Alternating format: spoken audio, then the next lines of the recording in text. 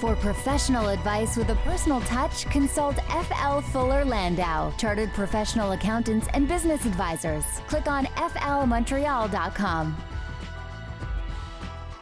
Welcome to today's Entrepreneur, presented by FL Fuller Landau, a program about the entrepreneurial spirit that drives Quebec business. My name is Dan Delmar, along with FL's Josh Miller. Good evening, Josh. Hello, Dan. And this evening we're talking about clothing and apparel with Raffi Kelechian of Mirvik Group. He'll join us in just a few minutes. But first, as usual, a bit of a tour of some of the entrepreneurial news and notes of the week. And let's start with a couple of notes from you, actually, Josh. You just got back from Hong Kong. Hong Kong and Shanghai this time. I do spend most of my time, when I'm traveling in Asia, it's mostly Hong Kong. But this time I got to escape and meet some colleagues and friends and clients in Shanghai. And it is quite a difference in worlds. I mean, Shanghai is built up over the last 20 years. It's there's a lot of business that gets done there. It gets done at its own, communist pace. There's a little bit of capitalism that gets thrown in from the Westerners that go. But there's no question that it's not Hong Kong. I mean, Hong Kong, as I always describe to people, it's essentially New York City on speed. So anything and everything can get done. Although Hong Kong itself has had a little bit of slowdowns lately. You used to be able to open up a bank account in a day or 2 or 3. Now, in the past, it's taken about 2, 3, 4 weeks to open up a bank account. All compliance procedures. Everybody is so afraid of everybody else's shadow. Although to the point that Hong Kong government has spoken to the financial institutions and said, you know what, don't be as anal as you have been. I mean, yes, do your compliance, but really try and cut back so it only takes a week or two. We'll see how that settles in over time. But there's no question things happen at a very, very fast pace. Things happen in their own pace. I'll say that what always stands out in every environment, and we've spoken about this quite a bit, with different entrepreneurs and where they work in different regions, is just you got to understand the culture in the region that you operate. If you don't understand the culture, you might as well leave before you even start. If you don't understand, certain aspects and the Chinese culture where there's 100 different ways to say no, or there's a certain level of humility that needs to be expressed, or certain styles that they have, you don't even bother starting. You've been doing these trips for how many years now? Oh, I would say close to 20. It's about 17 years now, 16 years. So how have you seen the relationship between Canadian entrepreneurs and Chinese companies evolve over that time? Well, I think it's more how Chinese companies have come to learn and adapt a little bit more to the Western culture. There's always an adaptation. When you're going there's no question the Western have to adapt to the Eastern culture. But what I've seen more in the last 5-10 years is the opposite, is the Eastern trying to fit in with the Western culture, to the point that if you're walking in Shanghai and you're walking along the river, what they call the Bund, there's some, first of all, it's not all Chinese. There's a whole bunch of different types of stores and clubs and restaurants and all that. They definitely welcome the Western culture. Now, everybody has to watch out. They're welcoming it, but we're still under an air of communism. So they're welcoming it very carefully, very gingerly. You don't always have great access to your internet, depending who your provider is and what you're trying to look up. So there's definitely some hindrances and some obstacles to doing business and getting things done. But we also know that many Chinese nationals that have accumulated a lot of wealth want to spread their wealth beyond the Chinese borders. So for them to do that, I mean, other than trying to get their money out of China, which can be maybe not the easiest thing and you have to apply to the government for, they want to understand that Western culture because they want their children to understand it. They want to be more worldly, whether it's a take over the world kind of thing or whether it's a protection of assets kind of thing. It's in their best interest to understand the West. Let's talk about a fun evening coming up that FL is sponsoring for entrepreneurs, and it's kind of like a storytelling show in a way. It is, and it's actually our sister division, our sister company, P-Visio, by FL, and basically, I can't really say the name of it on air. We'll call it F-Up Nights or Foul Up Nights, or however you want to call it. I think people will get the gist, but we always get go to these cocktails and these events, and entrepreneurs always want to learn from everybody else, but they always get the success stories. They always get, hey, what worked? Like on this show. Like on this show. These are success stories. But what I think our listeners really appreciate is when they hear the screw ups, when they hear what didn't work and the lessons they learned. And these F up nights, they're all about entrepreneurs. There's going to be 3 entrepreneurs, and they're going to tell, they have 7 minutes and 10 slides to talk about their failure. And it's only talking about their failure and what they learned. And it's going to be super awesome. It's going to be at Le Salon, 1861 at 550 Richmond Street on November 15th from 6 to 8. You can go online in all social media, Google F Up Nights. Certainly you can spell it out and come find it. It's going to be a lot of fun. If you want to check out the Facebook page, it's facebook.com/funmontreal. And a couple of quick news stories here before we head over to Raffi. This is a microbrewery that I've been frequenting for a long time, Dieu du Ciel here in Montreal, and they just keep getting bigger and bigger. And I think this is a story about experimentation. This is a story about these couple of guys that just really followed their passion, followed their dream, but were able to experiment. We're able to, it wasn't perfect out of the gate, but they have, they embraced the culture of Montreal. That's what we were talking about, if you understand the culture. And they took this location, said, you know what, beer in Montreal, great. Of course it sells well, and people like the microbrewery concept. They like the craft beers, and they basically started this craft beer pub, many years ago, and they, kept making new ones every day, until such a point where people started to really like the ones that they were remaking, and they just grew and started to bottle them, sell them a little at a time. And now it's a great success story based on the fact that, you hear a lot about focus groups and testing. They just created their own, I won't say 24/7 because they weren't open 24/7, but 3 p.m. to 3 a.m. them getting beer out there and testing their recipes. Yeah. What a great idea. It's so cool to be at a bar in Toronto and to see Dieu du Ciel's Rose Hibiscus beer on the menu. And I was like, well, I go to the bar all the time where they make that.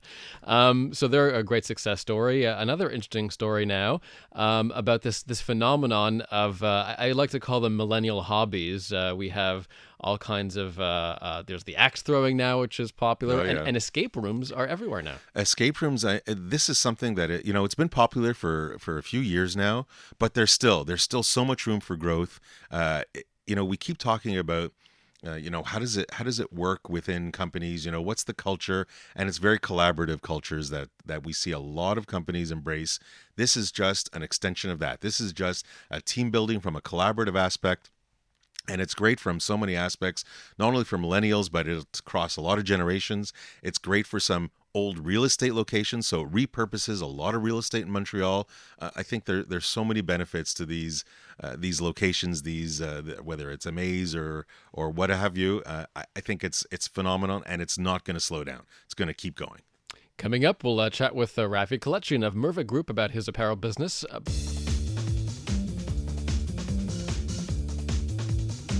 For professional advice with a personal touch, consult FL Fuller Landau, Chartered Professional Accountants and Business Advisors. Click on flmontreal.com.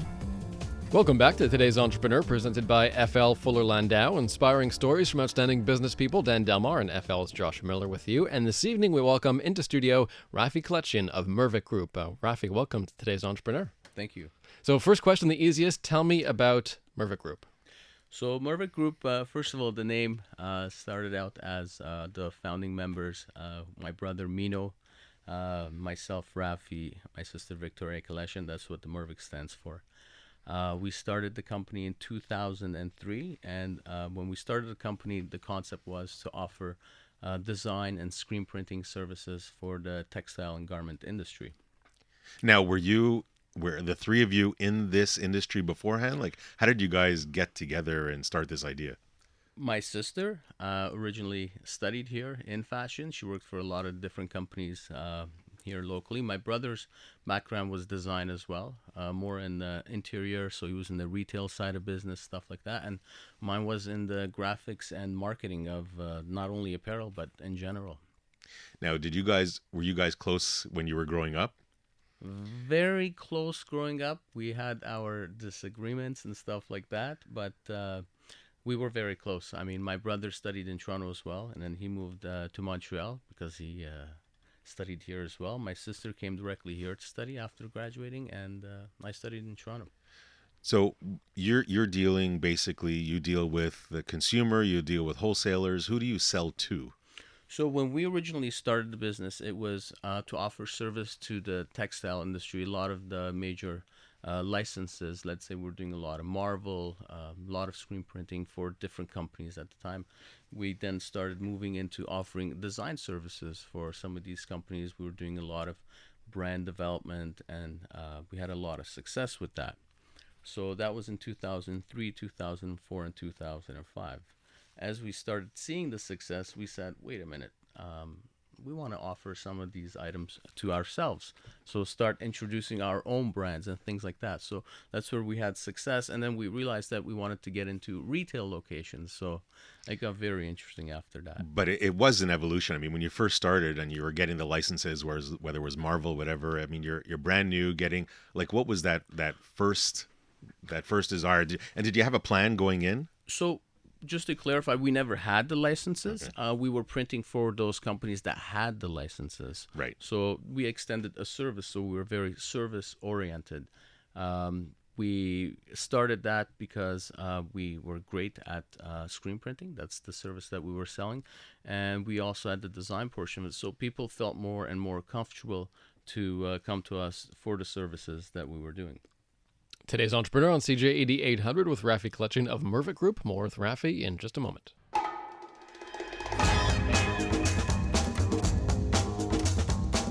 For professional advice with a personal touch, consult FL Fuller Landau, Chartered Professional Accountants and Business Advisors. Click on flmontreal.com. Today's Entrepreneur on CJAD 800. Our guest is Raffi Kelechian of Mirvik Group. Raffi, you work with a lot of some pretty serious international brands. How did you start by developing those relationships and becoming sort of the go-to person for some of those big names? So one of the ways that we became, I guess, one of the more recognized go-to companies was due to the scale and the volume of work we were able to produce at the time. We were able to produce 8,000 to 9,000 printed goods a day. We had about 25 contractors on hand. So the volume was key, but also the fact that we were able to offer multiple services where we were doing contract sewing at the time as well as doing the screen printing and finishing. So it was a lot more interesting for a company to have everything finished in one place instead of having to ship things around. So yeah, that's one of the main reasons. So you really had all the manufacturing pretty much under one roof. Yes. But there must have been evolution. I mean, it's Montreal, so there's very few that keep their manufacturing. There's certainly a lot that went to imports. Was there a stage or a timing for you that you kind of shifted from manufacturing to more imported, at least in the sewing part, maybe not in the silk screen? So that's exactly what happened. Like in 2004 and 2005, we realized that doing local sewing and manufacturing was becoming very difficult. A lot more companies were starting to go overseas anyways, so that business was starting to kind of taper off. But the screen printing business was still going very strong, and that's what actually a lot of people were coming to us for, as well as our design services. So that's how the transition started, and when we saw that success, we were, okay, well, this has become very successful. What can we do next? So that's when we started getting the idea of maybe starting to create our own brands. And we created a brand called Finn and Lude at the time that we were selling to retail locations. And these are brands of particular apparel? Or? They're more streetwear, lifestyle apparel that we were selling across Canada. And in fact, we got into a couple of North American retailers as well. And had great success. And again, with success comes wanting to do more. So the evolution next was to maybe open our own store locations. So now, before you get to the store locations, I mean, you're building a brand. It's one thing to work for other brands; they already have it built. When you're building your own brand, I mean, what is the first step? What goes through your mind? Do you have a long-term vision, or is it like, we're going to build it? If it doesn't happen in 3 months, that's it. We're dropping it. What's kind of the first thoughts or steps that go into building that brand? So that's one of the lessons that we learned is we didn't really know as far as building a brand all the elements that it took. We were great at developing graphics for customers, manufacturing, producing, delivering on time, and all the great stuff. When you came into brand development, there was a lot of that had to go into marketing, into design, into development, and it wasn't just about the great products you made. There was 100 other things that came along with it, shipping it on time, all kinds of chargebacks. So there was a lot of learning there that went on. And a lot of lessons that you've learned along the way, including, accepting customers and creating a formal process. And when we come back from the break, we'll talk a little bit about that, some marketing, some human resource, lots of stuff still to come. More with Raffi Kelechian of Mirvik Group in just a moment on today's Entrepreneur. For professional advice with a personal touch, consult FL Fuller Landau, Chartered Professional Accountants and Business Advisors. Click on flmontreal.com. Welcome back to today's Entrepreneur, presented by FL Fuller Landau, a program about the entrepreneurial spirit that drives Quebec business. Dan Delmar and FL's Josh Miller with you. And this evening, we're in conversation with Raffi Kelechian of Mirvik Group.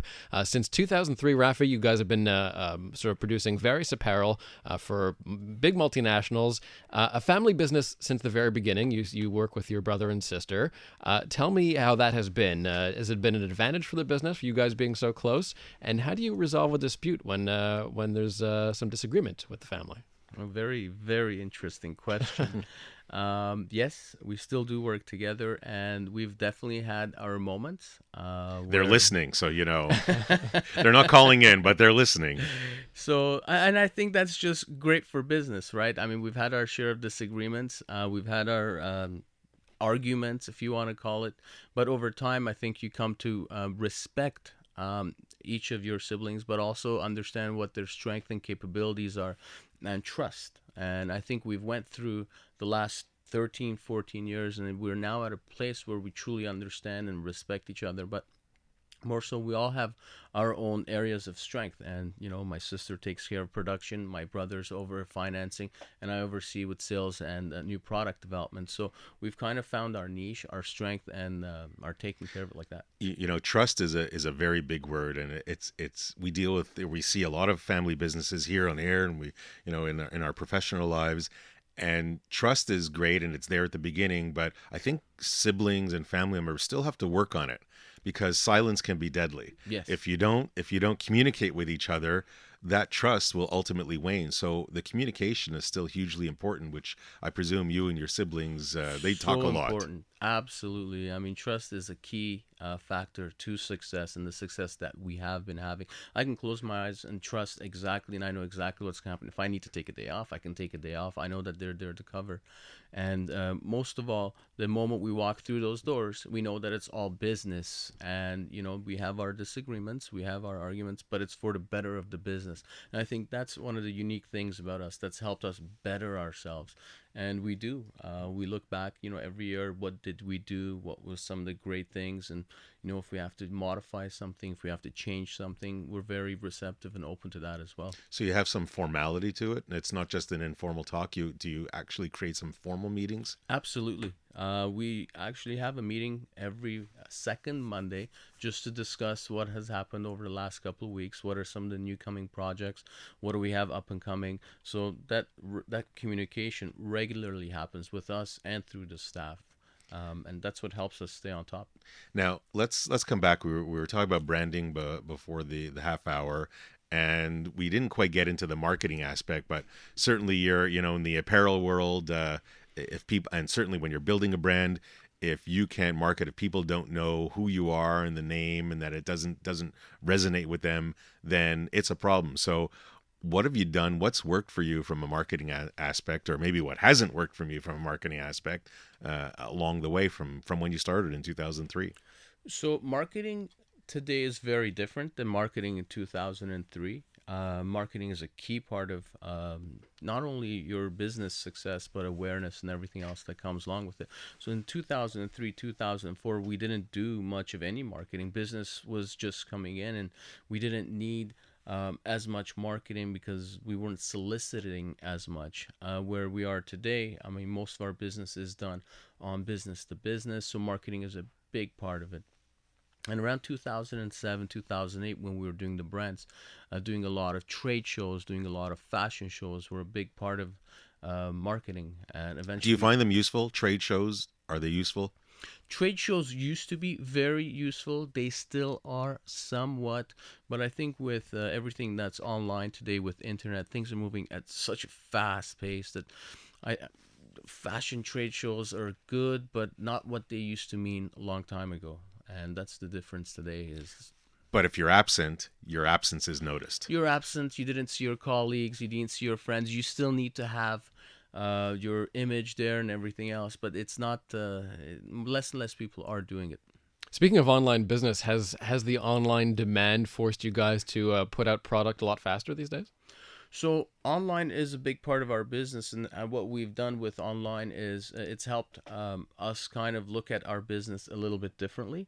Where we were before providing service to other industries, today we're providing a lot of custom apparel services to a lot of niche markets, be it the restaurant market, be it the groceries, be it corporate wear. We do a lot of team association business. So we're going directly to the business that will be the end user or will resell the product. And the internet is a big part of how we do our marketing. But also, I think for other customers today, that's the most important thing, is also to be visible. So image is key. And when you're talking about getting direct to the customer, and then you have a lot of entrepreneurs that like to go vertical, you did venture into the retail space. We definitely did. How was that experience? How long did it last? Because I don't believe you have retail anymore. Tell us a little bit. So retail started in 2006. Our first location was on Pine Street. It was a boutique Finn. We opened the second one across from Ubisoft the year to follow. And then we opened the third location in the mall location in 2008 in Rosemere. And we learned very quickly that retail is not for everyone. Our strength, our success was in providing a service, and retail was a whole different dynamic that we were not aware of what it took to be successful. So very quickly by end of 2009, we closed those doors. Didn't take long for you to realize. Well, that's what's made us also good as well, is because when we're not successful at something, if something's not going wrong, we do want to end it quickly. And I think that's one of the keys to successful companies, is when they realize something's not working for them, that they, do what's necessary, but close it or turn it off. And speaking of what's not working, we were talking a little off air, and not everybody has great customer experiences. Somebody always gets burned by a customer, hopefully early on. Hopefully it doesn't cost too much. But I think I'd love for you to share, one experience where you were burned, and then that changed a process that helped you gain better customer experience in the future. For sure. So that it has happened, and it still does happen. If you can avoid getting burnt, that's the way to do it. But what we have, it did happen to us once in 2011, where we developed a lot of, how can you say it, a seasonal collection, imported the products, and customer decided to Cancel the order or move on his own, and we were stuck with a lot of product and money that was owed. So what we've done now is, anytime we're developing a collection or a product, what we do is we request a portion of the payments up front and balance when it's completed.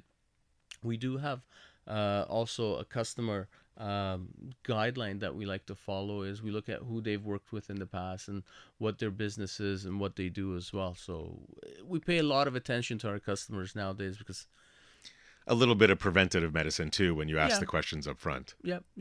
I think anytime you come across a good customer, you're gonna feel that, you're gonna know that. But there's nothing wrong to make sure that you know who you're working with and build that business and relationship with them as well.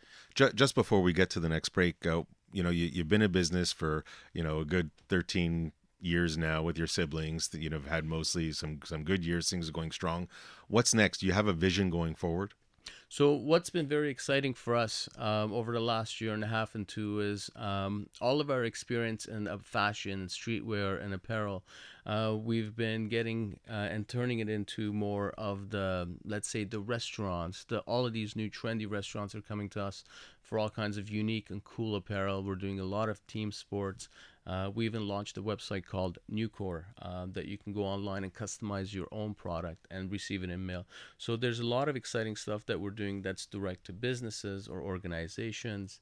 And that's probably going to be the future for us as more and more people look for custom products and custom sportswear and anything to better their image, be it their restaurant, be it their club. We just finished doing something for Seychelles as well. So those are exciting stuff. That's how you're reinventing yourself.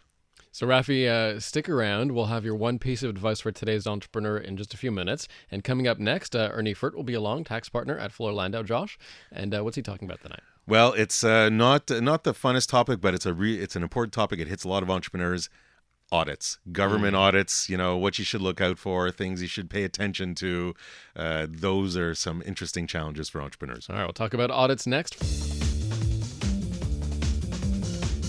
For professional advice with a personal touch, consult FL Fuller Landau, Chartered Professional Accountants and Business Advisors. Click on flmontreal.com. Inspiring stories from outstanding business people. Dan Delmar and FL's Josh Miller with you. Raffi Kelechian in studio from Mirvik Group will have his one piece of advice for today's entrepreneur just in a few minutes. But first, we welcome back Ernie Furt, tax partner at FL, to talk about the A word, audits. First, very, very simple question. Let's start in a really basic way, Ernie. Why do people get audited, and typically what triggers an audit? There's many ways that they get audited.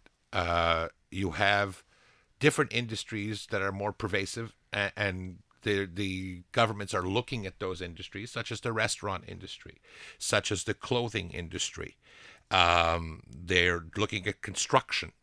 They're looking at employment agencies. So there's targeted areas. There's also targets based on statistics. So if they run some statistics and you don't meet the norm, they could look at you as well. Sometimes it's luck of the draw, and sometimes you do stupid things and fluctuate all kinds of monies up and down, and there's no rhyme or reason to what you're doing. Okay, and they look at it and they say, well, this doesn't make sense. You have the situation where you have a guy who could do a net worth audit because he's living in Westmount and making $5,000 a year and drives a Mercedes, and they don't really know that he inherited lots of money from his parents, okay? Or he won a lottery or something like that. But they will come in, they will look at those situations. Sometimes it's easy to get out of it. Other times they've found the proverbial gold mine, or so they believe. But they do, they do look at, house sales. They look at car registration and try and match it to where you live. There's a lot of agents on the ground that have time on their hands and a very broke government that needs lots of money. I've seen a situation where somebody that I know didn't declare a sale of a country house. They lost a lot of money on that country house, but they didn't declare the sale. All of a sudden, the government calls him, how come you didn't declare the sale? And the guy was freaking out completely, didn't realize it. All of a sudden, I said, you have a loss. Oh, okay, but you should have declared it. Oh, I didn't realize that I had to declare it. But that loss was useless to him because it was on personal use property, so he couldn't claim that loss. But all the government saw is a sale document. So the sale document has to match something that's declared. And it's the statistics, and I read up on statistics in the U.S. a little bit versus Canada. In the States, the IRS publishes that there is less than 0.5% chance that a small business gets audited. Now, once they audit you, they might dig their claws into you. You can never let loose, but a really small chance here. I don't recall what this exact statistics are, but between the sales tax department and the corporate income tax department for both Canada and Quebec, et cetera, all these different departments, there, at least from a practical sense, we see at least a quarter of businesses get audited, if not far more than that, at least in one aspect of their business. And we'll have more on audits in just a moment, and Raffi's one piece of advice for today's entrepreneur that's on the way. For professional advice with a personal touch, consult FL Fuller Landau, Chartered Professional Accountants and Business Advisors. Click on flmontreal.com. Raffi Kelechian's one piece of advice for today's entrepreneur on the way. But first, chatting with Ernie Furt, tax partner at FL, about being audited. Anything, Ernie, that a business can do to be proactive and prevent themselves from being audited? I think businesses should be smart, and an ounce of prevention is worth a pound of cure. So effectively, if you're going to claim GST and QST credits, everybody has to be registered. So your customers have to be registered. So you have to check the verification of the registration numbers, and you can do that on the website. You can hire a kid to go do this right at the beginning, and periodically every month you can hire the same kid to spend 2 days at your office at $12 an hour or whatever you want to pay him, and it's beats the hell out of paying an accountant and lawyer over $500 an hour to fight something that's silly. Those accountants are expensive. Accountants are expensive. Lawyers are expensive. Well worth it, Dan. Well worth it if you need it. So you got to check your numbers. You got to make sure things are right. If you're dealing with a supplier, you're dealing with George, and George, comes in this week and says, okay, why don't you give me, I'm going to bill you from company ABC this week, and next week he comes in, I'm going to bill you from company DEF, and then he continues this pace. You say, well, okay, what's going on with George? Why is he using so many different companies? You got to start questioning what's going on. Be aware. Be smart. Do things intelligently, and don't try to save a couple of nickels when it's going to end up costing you a whole lot of dollars at the end. Because to fight it afterwards could result not only in accounting fees, but legal fees, et cetera, et cetera. Denial of expenses. Every time there's all kinds of things that they look at, and they made changes in construction industry requiring attestations. There's all kinds of things. Excellent. Thank you very much, Ernie. And as we hit the last minute of our show this week, we'll turn to Raffi and ask you, Raffi, from the Mirvik Apparel Group, what would be your one piece of advice for today's entrepreneur? My one piece of advice would be, I think, is focus. With all that that's currently available for businesses today and the growth of a business, I think sometimes we forget and we lose focus and what's made us successful and what's really working for us. So my advice is, if you're starting something, and stay with what you're really good at, continue to promote that, continue to market that, and people will come to you for that. Great. Thanks, Raffi. Dan, my one little takeaway was about Raffi's story about retail. They went into it, they realized that it wasn't working, and they got out. They went in, they thought about it, but they failed and learned quickly and moved on. They didn't linger, and that's a great failure story when we're thinking about our Fun Nights Montreal. It's a great lesson to be learned. Do what you're good at. Raffi Kelechian of Mirvik Group, thanks for stopping by, Raffi. Thank you for having me. And thanks to Ernie Furt as well from FL. Don't forget to check out that fun night, F Up Nights Montreal, presented by Fuller Landau. Facebook.com/Fun Montreal. If you want to share your story as an entrepreneur, check that out. And we're back next week at 7 p.m. Talking about the restaurant business. Yeah, Restaurant Doka, Griffintown. The Night Side is next on CJD. Have a good night.